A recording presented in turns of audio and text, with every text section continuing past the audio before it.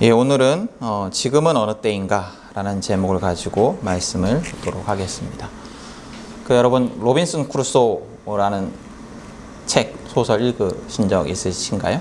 아니면 캐스터웨이 같은 영화 보신 적 있으시죠? 그런 데 보면, 그런 영화나 이야기에 보면 꼭 등장하는 장면이 하나 있습니다. 예, 뭐냐면 시간이 얼마나 흘렀는지를 이렇게 체크하는 그런 장면이에요. 이렇게 나뭇가지, 나뭇가지로 이렇게 돌 같은데 막 긋고 이런 장면들이 있습니다.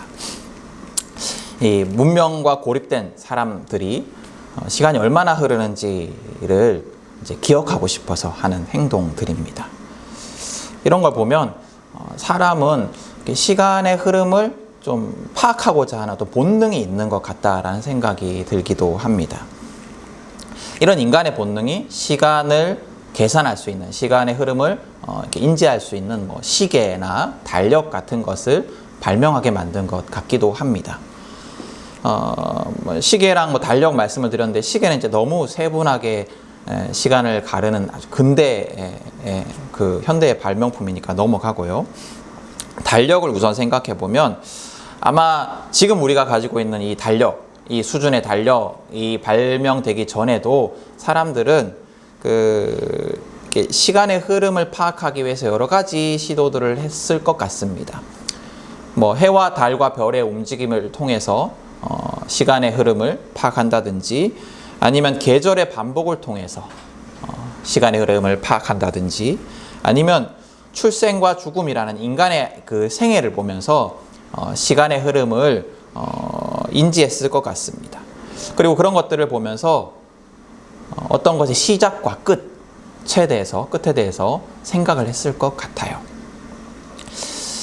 인간의 필요에 의해서 발명되었지만 이 발명품이 인간의 사고에도 지대한 영향을 미치는 것들이 있습니다. 예를 들어서 기차 같은 것, 우리 이제 자동차, 비행기 얘기하지만 일단 그 공간의 확장이 제일 처음 시작된 데는 기차예요. 기차.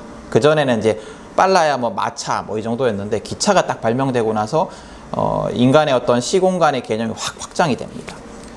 인간의 필요, 먼 곳에 갔으면 좋겠다, 먼 곳에 빨리 갔으면 좋겠다, 혹은 무거운 물건들을, 많은 물건들을 날랐으면 좋겠다라는 인간의 필요에 의해서 발명된 기차가 인간의 사고에도 굉장히 큰 영향을 미칩니다. 시공간이 확장이 된 거죠. 시공간이 갑자기 확장이 된 거예요. 또 스마트폰 같은 것도 있습니다. 우리의 필요에 의해서 발명되었지만 스마트폰이 우리의 사고에 굉장히 많은 영향을 미치죠. 예전 같으면 꼭 책으로 봐야 되고, 뭔가를 기억해야 되고, 외워야 되고, 이런 것들이 이제 검색을 잘하면 되고, 또 이런 영향도 미치고, 또 우리가 잘 참지 못하죠, 스마트폰 때문에. 적어도 예전에 컴퓨터만 해도 켜고 끄고 로딩이 되고 이런 시간들을 기다려야 했는데, 지금 휴대폰, 스마트폰은 굉장히 빠르게 금방금방 할 수 있게 됩니다. 그래서 점점 더, 저도 그렇게 느끼는데, 인내력이 사라지는 것 같아요. 바로바로 뭔가가 나와야 될 것 같고, 그런 이 사고에 영향을 미치게 됩니다. 잘은 모르겠지만 그 달력도 어떤 필요에 의해서 발명됐을 거예요. 특히나 제가 알기로는 농경을 위해서, 농사를 위해서 이 달력이 굉장히 고도화됐다라고 알고 있는데, 농경의 필수적인 어떤 날씨, 기온 이런 것들을 파악하기 위해서 이게 달력이 생겼을 겁니다.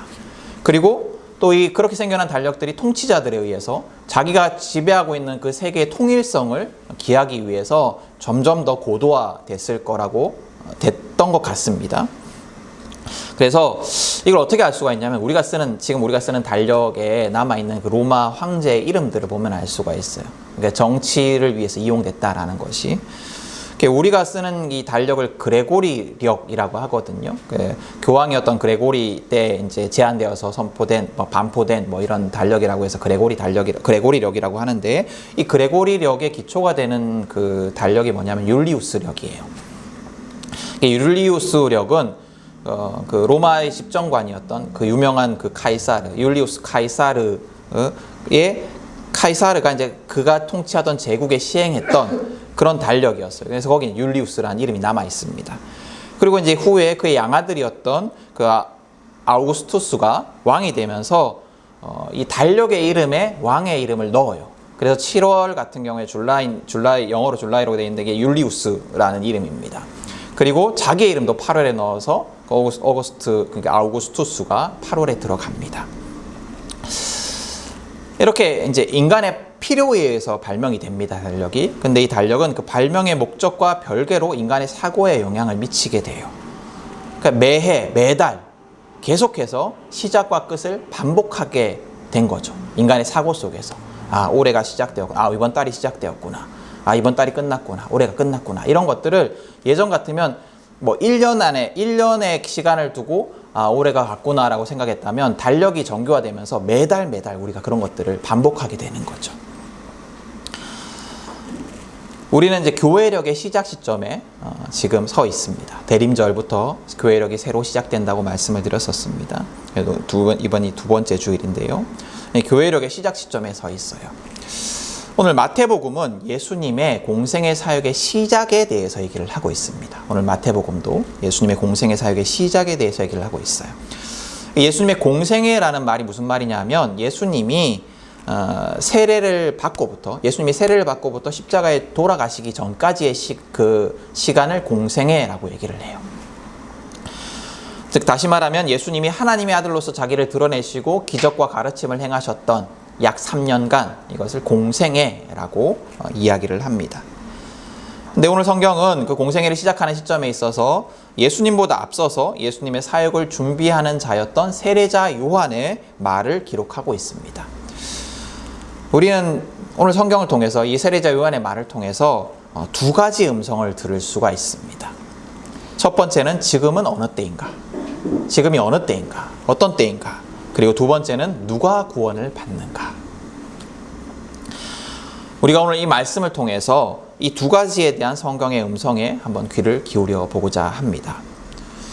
먼저 오늘 말씀이 말하는 지금은 어떤 때인가? 어느 때인가? 오늘 성경이 말하는 지금은 어느 때이냐면 지금은 하나님이 왕으로 통치하시는 때다라고 얘기를 하고 있습니다. 세례자 요한의 첫 번째 선포, 오늘 성경 우리가 읽은 성경에 보면 첫 번째 선포가 뭐였냐면 회개하라 하늘나라가 가까이 왔다 였습니다. 회개하라 하늘나라가 가까이 왔다. 우리는 이제 그 하나님 나라라는 말보다 하늘나라라는 말을 더 익숙하게 사용합니다. 천국이라고. 하늘나라가 천국이거든요. 천국이라는 말을 더 익숙하게 사용을 해요. 그렇지만 성경에는 그 천국이라는 말보다 훨씬 더 많이 하나님의 나라라는 말이 사용이 됩니다. 똑같은 뜻이지만 사실은 천국이라는 말은 마태복음에만 나오는 말이에요. 마태만 사용한 단어입니다. 하늘나라라는 말은. 근데 이제 왜 천국이라는 말이 우리가 더 익숙할까? 성경에는 하나님 나라라는 말을 훨씬 많이 사용하였는데 성경은 왜 우리는 하늘나라, 천국이라는 말이 더 익숙할까? 우리가 이 하나님 나라를 쉽게 저 멀리 어딘가, 하늘 넘어 어딘가에 있는 공간이라고 생각하기 때문이에요. 그래서 천국이라는 말이 우리에게 더 이렇게 친근하게 다가오는 거예요. 그러나 여러 번 말씀드린 적이 있지만 성경이 말하는 하나님 나라 혹은 하늘나라는 우리가 흔히 생각하는 공간의 개념이 아닙니다. 성경이 말하는 하나님의 나라는 뭐냐면 하나님이 통치하시는 어떤 것, 이걸 하나님 나라라고 해요. 하나님이 통치하시는 것. 즉 다시 말하면 하나님이 통치하는 모든 곳이 다 하나님 나라예요. 그러니까 우리는 죽어서 어딘가에 간다라고 생각을 하지만 하나님이 통치하시는 모든 곳이 다 하나님 나라입니다. 모든 시간이, 모든 사람이 다 하나님 나라인 거예요. 그래서 다시 말하면 우리가 지금 여기서 하나님을 왕으로 모시고 살아간다면, 하나님의 통치 아래 살아간다면, 그래서 내 삶이 이 하나님만이 주인 되시는 것을 선포하는 삶이라면, 내 삶을 하나님께 온전히 맡겨드리고 있다면 우리는 지금 여기에서 하나님 나라에 살고 있는 거예요. 그리고 우리가 지금 여기 살고 있는 이 하나님 나라는 죽음도 끊을 수 없는 나라이기 때문에, 죽음보다 더 크신 하나님의 나라이기 때문에 지금 여기에서 하나님 나라에 거하는 사람은 죽음 이후에도 그 하나님 나라에서 영원히 살아가는 겁니다. 이게 성경이 말하는 천국의 개념이에요. 그래서 우리가 구원받았다, 여러분이 구원받았다라고 한다면 이제 나중에 죽어서 천국에 갈 거야가 아니고 지금 여기에서 하늘나라에 살고 있는 겁니다. 그렇기 때문에 구원받은 자는 그리스도인은 어떤 자이냐, 어떤 사람이냐 하면 다시 오실 예수님으로 인해서 완전히 회복될, 완성될 영원한 하나님 나라를 기다리는 사람임에 동시에 이미 하나님 나라에, 천국에 거하는 자들입니다. 이 사실을 우리에게 알려주는 중요한 단어가 오늘 성경에 있는데요. 무슨 단어냐면 가까이 왔다라는 단어예요. 가까이 왔다. 근데 이 말을 우리말로 이제 들으면 하나님 나라가 곧 올 거다라는 의미로 들리는데요. 이게 이제 그 원어의 시제로 보면 이 단어의 의미가 뭐냐면 나중에 일어날 것이다 라고 말하는 것이 아니고 지금 일어나는 중이다 라는 의미라고 합니다. 지금 일어나는 중이다. 완결되진 않았지만 지금 일어나는 중이다. 즉 다시 말하면 하나님 나라가 지금 와 있다. 또 오고 있다. 그리고 나중에 완성될 것이다. 이런 의미를 담고 있는 단어인 거죠. 그래서 반복해서 말씀드리지만 하늘나라는, 천국은 저 멀리 언젠가 우리가 갈 곳이 아닙니다. 지금 이미 여기에 온 나라입니다. 그래서 하나님의 통치가 임하는 저와 여러분의 삶 속에 이미 천국은 시작된 거예요. 그래서 우리의 신앙의 초점이 어디에 있어야 하느냐? 언젠가 갈 저 멀리 있는 천국에 초점이 가 있는 게 아니고 지금 여기 내 삶에 초점이 있어야 합니다. 그래서 오늘 이 요한의 선포는 우리가 매일매일의 삶 속에서 왜 예수를 따르는 삶을 살아야 하는가, 왜 예수와 함께 하기 위해서 애써야 하는가, 또 왜 매일의 삶 속에서 하나님만이 나의 주인 되시는 그 삶을 고백하고 선포해야 하는가, 그 이유를 알려주는 거예요. 우리가 지금 하나님 나라에 속한 자이기 때문에 매일매일의 삶 속에서 하나님 나라에 속한 자의 삶이 나타나야 되기 때문에 우리가 그렇게 해야 된다는 거죠. 그래서 매일매일 주님이 왕이심을 선포하고 고백하는 것이 이미 온 하늘나라에 속한 구원받은 자의 삶입니다. 천국은, 하나님 나라는 하나님이 통치하시는 나라이기 때문에 이미 하나님 나라에 속한 우리의 삶이 매일매일 하나님이 왕이심을 선포하는 삶이어야 하는 거예요. 또 오늘 성경은 지금이 어떤 때인가 라는 질문에 뭐라고 대답하고 있냐면 지금은 심판과 구원의 때다라고 얘기를 하고 있습니다. 우리는 그 심판의 때가 나중에 올 것이다 라고 생각을 해요. 그죠? 주님이 다시 오실 그때, 세상의 마지막 날 심판이 올 것이다 라고 생각을 합니다. 그러나 오늘 성경은 예수님의 공생애가 시작된 지금 이때, 지금 이때가 시작된 때이면서 동시에 마지막 때이고 또 심판의 때다라고 얘기를 하고 있습니다. 오늘 성경을 보면 뿌리를 찍어버리기 위해서 이미 놓여있는 도끼, 그리고 꺼지지 않는 불 같은 무서운 심판의 이미지들이 기록되어 있어요. 특히 12절을 보면 타작마당의 모습을 그리고 있는데, 타작마당에서 예수님은 키를 가지고 알곡과 쭉정이를 골라내는 분으로, 그리고 알곡은 곡간에 들이고 쭉정이는 꺼지지 않는 불에 태워버리는 분으로 이렇게 묘사되고 있습니다. 오늘 성경은 분명하게 시작에 대해서 얘기하고 있지만 동시에 마지막에 대해서 이야기를 하고 있습니다. 지금 시작된 이 마지막 때도 우리가 마지막 때가 이미 지금 오늘 성경에 보면 마지막 때가 이미 시작된 거거든요. 근데 지금 시작된 이 마지막 때도 언젠가는 이 마지막 때도 종결되는 시간이 있을 거예요. 그러니까 주님이 다시 오실 그날이 이 마지막 때의 종결이겠죠. 그래서 언제나 돌이킬 수 있는 그 유예 기간이 계속되는 게 아닙니다. 돌이킬 수 있는 그 기회가 끝나는 때가 또 있을 거예요. 끝이 있는 거예요. 그리고 그 끝에는 둘로 나뉘는, 이제 더 이상 기다려주지 않는, 둘로 나뉘는, 알곡과 쭉정이로 나뉘는 때가 올 것입니다. 근데 우리가 이제 이런 그 무서운 심판에 대한, 좀 무서운 거죠? 심판에 대한 말씀을 들을 때마다 어떤 데 더 관심을 가지냐 하면 알곡보다는 쭉정이에 더 관심을 가져요. 그 뭐냐면 꺼지지 않는 불에 태워질 쭉정이의 운명, 이걸 우리가 더 두려워해요. 무서워하고 두려워합니다. 그래서 어떤 이들에게는 하나님과 영원히 함께하는 복된 삶, 즉 다시 말하면 구원의 기쁨, 이것보다 꺼지지 않는 불에서 태워지는 그 두려움이 더 큰 것처럼 보이기도 합니다. 그래서 예수를 믿음으로 인한 구원의 기쁨보다 무서운 심판을 당하지 않는다는 안심, 다행이다라는 그 마음이 신앙의 동력이 되기도 해요. 그러니까 기쁨 때문에 우리가 예수를 믿어야 되는데 지옥에 가지 않으려고, 쉽게 말하면 지옥에 가지 않으려고 예수를 믿는 그런 사람이 되기도 한다라는 거죠. 근데 여러분 잘 생각해 보세요. 타작마당의 그 목적이 뭘까요? 곡식을 수확해서 타작하는 목적이 뭘까요? 쭉정이를 태워버리려고 하는 게 아니에요. 알곡을 걷어들이려고 하는 거예요. 그렇죠? 타작마당의 목적은 알곡을 모아들이는 겁니다. 그래서 다시 말하면 우리의 관심이 타작마당에 대한 말씀을 들으면서 우리가 가져야 할 관심은 뭐냐면 구원에 있어야 되는 거예요. 심판에 머물러 있어서는 안 됩니다. 심판에만 머물러 있어서는 안 됩니다. 구원의 기쁨보다 심판에 대한 두려움이 더 사로잡고 있는 그런 신앙은 바른 신앙이 아니에요. 신앙의 동기도 마찬가지예요. 구원에 대한 감사가 우리의 신앙의 동기여야 하지 처벌에 대한 두려움이 동기가 되어서는 안 됩니다.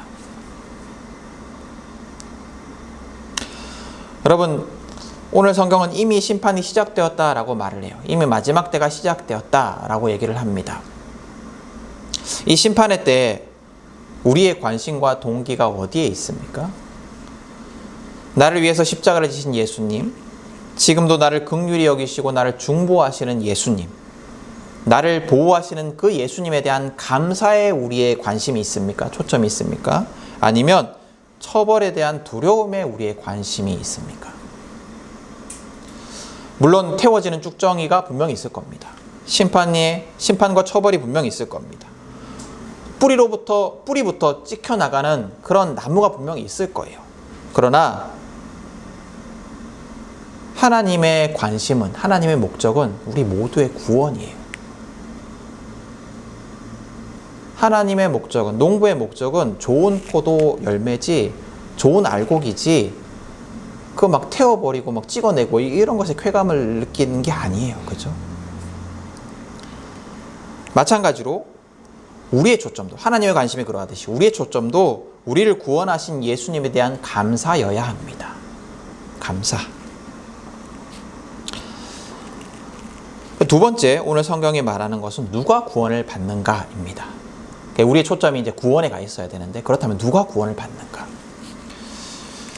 먼저 누가 구원을 받는가 하면 회개하는 자가 구원을 받는다라고 얘기를 해요. 세례자 요한은 회개하라 라고 선포합니다. 그렇다면 회개가 뭘까요? 회개. 이 성경이 말하는 회개는 완전한 돌이킴을 의미합니다. 우리 오시면서 오늘 그 앞에 배너에 돌이킴이라고 써 있던 거 기억나십니까? 예, 소망. 지난주엔 소망이었고 오늘은 돌이킴인데요. 이번 주의 주제입니다. 그러니까 하나님과 상관없는 삶, 하나님께 순종하지 않는 삶, 하나님이 아니라 다른 것이 왕이요 주인인 삶, 하나님을 믿지만 하나님이 나의 어떤 소품, 액세서리에 지나지 않는 그런 삶, 이런 삶에서 완전히 돌이키는 것. 조금 돌이키는 것이 아니라, 조금 적당히 돌이키는 것이 아니라 완전히 돌이키는 것. 이게 회개입니다. 회개는 쉽게 생각하면 내가 몰던 차의 운전대를 하나님께 드리고 옆자리에 타는 것과 같아요. 우리는 쉽게 회개를 어떻게 생각하냐면 내가 몰던 차의 조수석에 있던 다른 것들을 내리게 하고 나는 계속 운전을 하면서 내 옆에 예수님을, 하나님을 태우는 걸 회개라고 해요. 생각을 해요. 그래서 하나님이 내 운전대를 쥐고 있는 것이 아니고 나는 계속 운전대를 쥐고 있고 하나님이 그냥 옆에서 내비게이션처럼 이렇게 가세요, 저렇게 가세요 안내하는 것을 구원이라고 생각하고 회개라고 생각한다는 거예요. 근데 여러분, 운전하면서 내비게이션이 시키는 대로 꼭 따라야 합니까? 내 마음대로 운전하죠, 그죠? 그러니까 우리가 그렇게 신앙생활을 구원받았다라고 하면서 그렇게 신앙생활을 한다는 거예요. 내 마음대로 몰면서 내가 원할 때만, 내가 좋을 때만, 내가 필요할 때만 말을 듣는. 근데 회개는 뭐냐? 운전대를 내려놓고 주님이 운전하시는 차에 타고 있는 삶. 그래서 주님께 온전히 의지하는 삶. 이게 회개이고 이게 구원받은 자의 삶이에요. 그리고 회개는 단기간 반짝하는 것이 아니라 지속적으로 일어나는 변화입니다. 은혜 받을 때만, 감동 받을 때만 하는 게 회개가 아니에요. 어떤 열광적인 종교적 경험, 이것 때문에 잠시 삶이 변할 때가 있어요. 그건 근데 회개가 아니에요. 그건 회개가 아니에요. 회개는 뭐냐? 지속적인 변화, 계속되는 변화. 지속적으로 계속해서 점점 더 하나님만이 나의 주인이심을 고백하는 삶, 하나님만이 나의 왕이심을 고백하는 삶, 그렇게 변화가 계속 쌓이는 삶, 이게 회개입니다. 그리고 이렇게 완전하고 지속적인 변화는 반드시 삶 속에서 열매를 맺습니다. 삶 속에서 구체적인 열매로 드러나게 되어 있어요. 그래서 회개에는 구체적인 열매가 반드시 따릅니다. 그러니까 회개는 입술의 고백만으로 끝나지 않아요.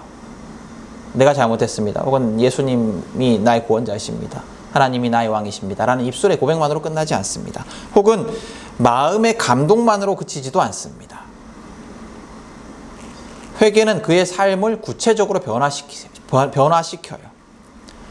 그래서 구체적인 열매를 맺습니다. 그래서 다른 사람이 보면, 회개한 자는 다른 사람이 보면 그 전과 후가 다른 것이 느껴져요. 그게 회개예요. 우리는 쉽게 입술로 고백하고 기도하고 그것으로 회개했다라고 생각을 합니다. 우리는 입술로 그냥 잘못했다라고 고백하고 잠깐 일주일에 몇 시간 종교생활 잘하면 구원받았다라고 생각을 합니다. 그러나 구원받은 자의 삶은 그런 삶이 아니에요. 구원받은 자의 삶은 매일매일 매순간 열매가 맺히는 삶입니다. 변화가 일어나는 삶이에요. 삶 속에서 계속해서 예수로 인한 변화가 일어나는 삶입니다. 삶 속에서 매일매일 매순간 선택 속에서, 말 속에서, 사람을 대하는 모습 속에서 세상과는 다른 모습이 드러나는 사람이 회개한 사람인 거예요. 여러분 한번 질문해 봅시다. 나는 회개한 자입니까? 나는 구원받은 자입니까? 회개한 자가 구원받는다고 했는데 나는 회개한 자입니까? 나는 구원받은 자입니까? 여러분, 나의 인생의 운전대를 누가 잡고 있습니까? 혹시 주님이 내 차의 내비게이션 정도는 아닙니까? 내가 언제든지 무시할 수 있는, 내가 들을지 말지를 내가 선택할 수 있는 그런 조력자에 지나지 않는 믿음이 우리의 믿음 아닙니까? 여러분, 내 삶에 지속적으로 구체적인 열매가 맺히고 있습니까?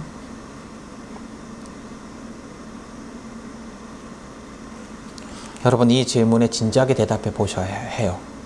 왜냐하면 하나님 나라가 이미 왔고 마지막 때가 이미 시작되었고 심판의 때가 이미 시작되었기 때문이에요. 회개하는 자가 구원받은 자다라고 얘기를 하는데 나는 구원받은 자가 확실합니까?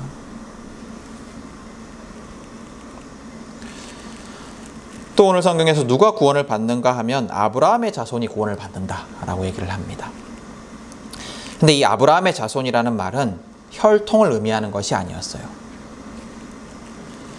오늘 세리자 요한은 자기가 아브라함의 혈통적 자손이기 때문에 반드시 구원받을 것이다 라고 확신하는 사두개파 사람들과 바리새파 사람들을 조롱합니다. 그러면서 뭐라고 말을 하냐면 하나님께서 이 돌들로도 아브라함의 자손을 만들 수 있다라고 얘기를 해요. 그게 무슨 말이냐면 혈통이 너의 구원을 보장하지 않는다. 혈통이 아브라함의 자손이라는 것을 보증하지 않는다라는 거예요. 근데 이렇게 성경에서 얘기를 하고 오늘 성경뿐만 아니라 많은 곳에서 아브라함의 자손은 혈통이 아니다라는 걸 얘기합니다. 우리도 그렇게 알고 있죠, 그죠? 근데 그럼에도 불구하고 많은 그리스도인들이 성경의 가르침을 따르지 않고 여전히 사두개파 사람처럼 바리새파 사람처럼 행동합니다. 그래서 유대인들은 왠지 우리보다 더 구원에 가까울 것 같고, 그래서 그 이스라엘이라는 나라를 굉장히 막 동경하고, 유대인들을 동경하고, 또 예루살렘이라는 도시를 굉장히 성스럽게 여기고, 잔해로 남아있는, 다 파괴돼서 벽밖에 안 남아있는 그 예루살렘 성전을 거룩하게 여깁니다. 또는 우리의 신앙의 그 대수를 자랑하고, 우리 가문의 신앙의 대수를 자랑하고, 신앙의 연수를 자랑합니다. 그래서 뭐 이런 말 들어보신 적 있으신지 모르겠어요. 신앙의 명문가, 뭐 이런 말 들어보신 적 있으세요? 네. 그 신앙의 명문가가 됩시다. 뭐 이런 막 구호들을 하는 교회들이 많이 있습니다. 그렇게 이제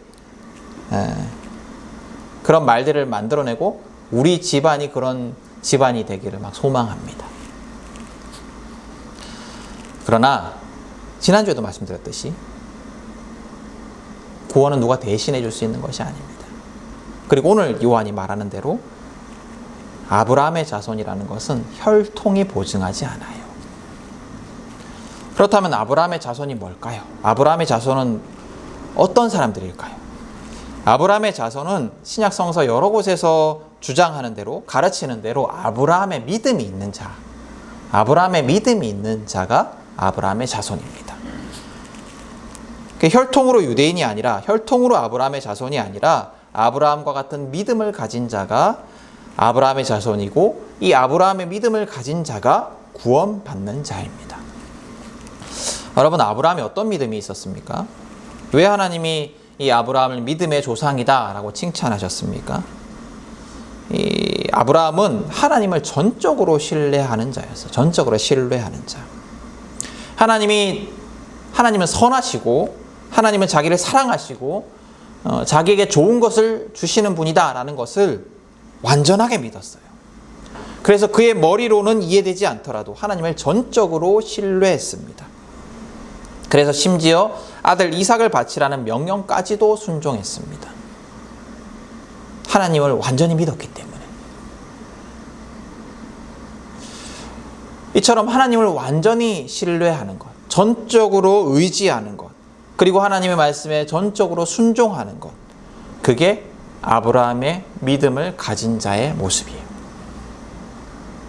그리고 오늘 성경은 이 믿음을 가진 자가 구원받은 자다라고 가르치고 있습니다. 앞서 말씀과 연결되죠. 주님이 나의 운전대를 쥐고 있는 삶, 주님께 모든 걸 맡긴 삶, 이게 아브라함의 믿음이고 구원받은 자의 믿음이에요. 그렇다면 여러분, 우리에게 아브라함의 믿음이 있습니까? 우리가 아브라함의 믿음을 가진 아브라함의 후손입니까?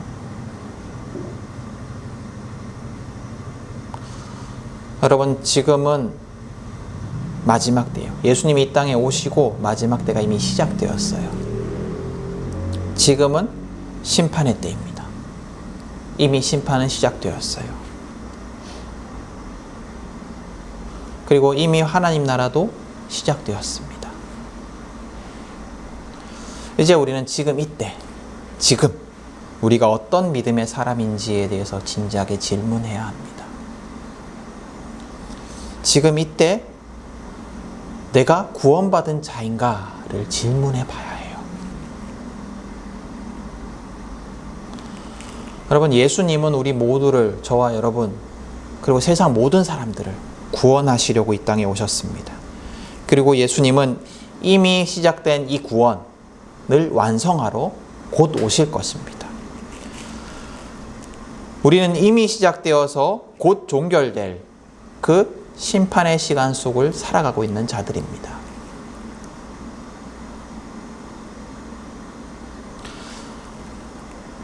이 시간 속에서 우리가 구원받아야 하는데, 구원은 어떤 의미에서는 어렵고 어떤 의미에서는 어렵지 않은 거예요. 어떤 의미에서 어렵냐면, 내가 마음대로 운전하던 그 운전대를 내려놓는 건 쉽지 않아요. 그냥 주님이 옆에 타고 어디 갈까요? 물어보면 대답해주고, 여기 가려고 하는데 어떻게 가면 될까요? 하면 대답해주는, 딱 그 정도만 머무르면, 그 정도에 머무르면 딱 좋을 것 같아요. 여러분 그렇게 맨날 기도하시잖아요. 그렇죠? 딱 그 정도면 좋을 것 같아요.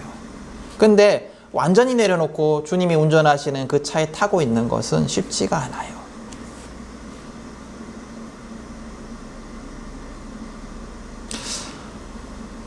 그래서 어려운 일인데, 그래서 또 어려운 일이 아니기도 해요.